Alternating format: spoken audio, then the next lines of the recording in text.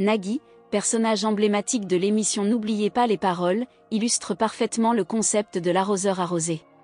Sur le plateau, ce maître du karaoké ne laisse passer aucune occasion de se moquer gentiment des candidats, qu'il s'agisse d'une fausse note, d'une approximation de langage ou d'une anecdote improbable. Son humour bien dosé, savamment distillé, fait mouche à chaque fois, divertissant l'assistance et détendant l'atmosphère qui peut parfois se charger d'une certaine gravité en raison des enjeux de la compétition. Cependant, une fois rentré chez lui, Nagui peut lui-même devenir la cible de moqueries et de taquineries de la part de ses enfants et de ses proches.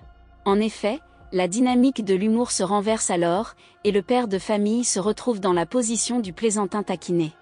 Cette situation cocasse démontre que même les personnalités publiques les plus en vue ne sont pas à l'abri des plaisanteries et de l'autodérision, et que la légèreté de l'humour peut être une arme puissante pour désamorcer les situations tendues et pour rapprocher les individus. Dans un élan d'amour pour sa compagne, Mélanie Page, l'humoriste français a décidé de quitter son havre de paix situé à Saint-Cloud pour un nid douillet à Montmartre. Il faut dire que la belle a su le convaincre grâce à ses nombreux atouts. En effet, selon les dires de l'intéressé, Mélanie incarne à la perfection plusieurs rôles. Celui d'épouse exemplaire, de maîtresse enflammée, de compagne de jeu pour les parties de football, de confidente fidèle et enfin de mère attentionnée. Elle n'a pas seulement contribué à l'éducation de leurs enfants, mais elle a également eu une influence positive sur son comportement envers leur fille Nina, comme l'a confié l'humoriste dans les pages du magazine Gala. Cependant, il semblerait que le caractère taquin de Nagui ait été transmis à ses proches, car son épouse et ses enfants n'hésitent pas à le taquiner sur une lacune qu'il n'arrive pas à combler.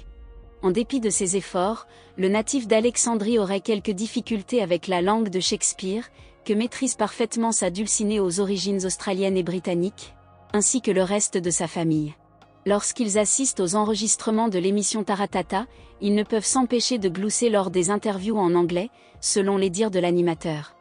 Ses proches sont également fréquemment présents dans le public, ce qui rajoute à la gêne de l'humoriste. Même sa compagne n'est pas plus indulgente, se souvenant d'avoir ri aux éclats lorsqu'il avait demandé à un invité s'il avait 7 testicules, se mélangeant un peu les pinceaux. De quoi provoquer chez lui une certaine frustration sur le chemin du retour.